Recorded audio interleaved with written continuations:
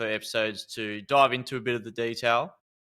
Farmers getting a better deal with risks in grain marketing and maximizing the returns.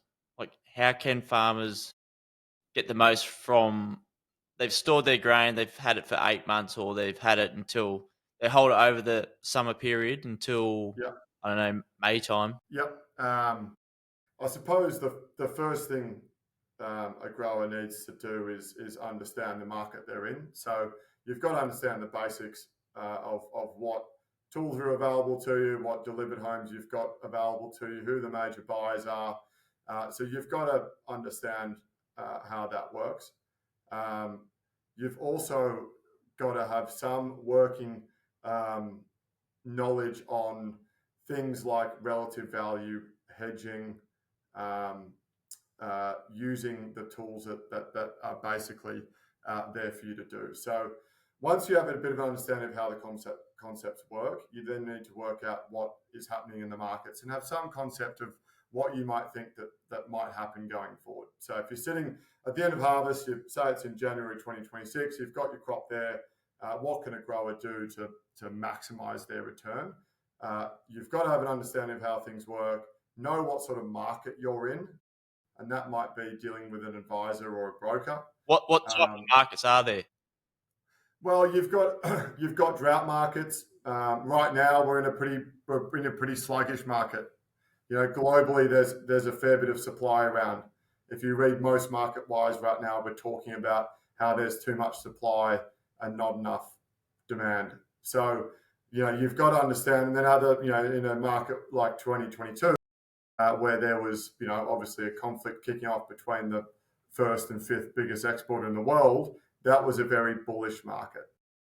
So once you understand roughly what sort of market that you're dealing in, then you can go about understanding how to manage your risk. So again, it always comes back to that central point of you're sitting there on your farm, you've got all your grain there. If you haven't made any sales, straight away, you've got too much risk on. You can't just sit there and just hold your grain until infinity and hope that it's going to work. That didn't work for a lot of growers in the last 12 months. And in fact, 24 months, that has been a pretty bad strategy. It can work if you have a drought, but we need to manage your risk. So the first thing you want to do is go off and make some sales to make sure that you're covered as a business in case markets do nothing or go lower. And if it's a bearish market, you might sell a little bit more. You might lean a little heavier on some sales. If it's a bullish market, you might lean a little lighter on the sales, but equally, you're not going to sit there with 100% of your production exposed. And then from there, it's just about keeping yourself informed. So when you have points, and we deal with them a lot, and anyone who's a broker who's worth their salt should be across these things.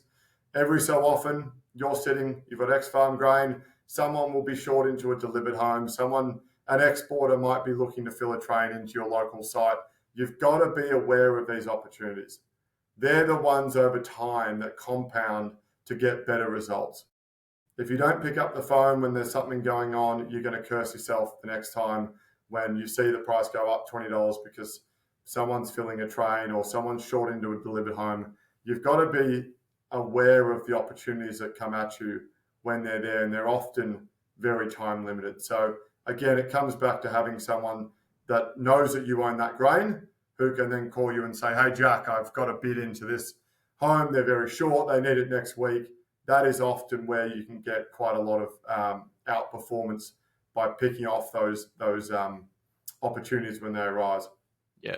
I was going to look into the cash flow of it. If you are a bit stricken on farm, as well as sort of maximizing what you can do with that. Have you seen like percentage of each year? It is 70% more profitable to hold your grain until the new year. Is that something that's out there as a stat? Yeah, look, we do a lot of the analysis on what the best strategies are. So as a grower, you essentially have sort of three buckets that you fall into, or strategies that you can utilize. The first is you get to harvest time, you sell it all. The harvest cash price is available to you. You just sell it, turn it into cash, and whatever happens in the new year is irrelevant to you because you've sold it.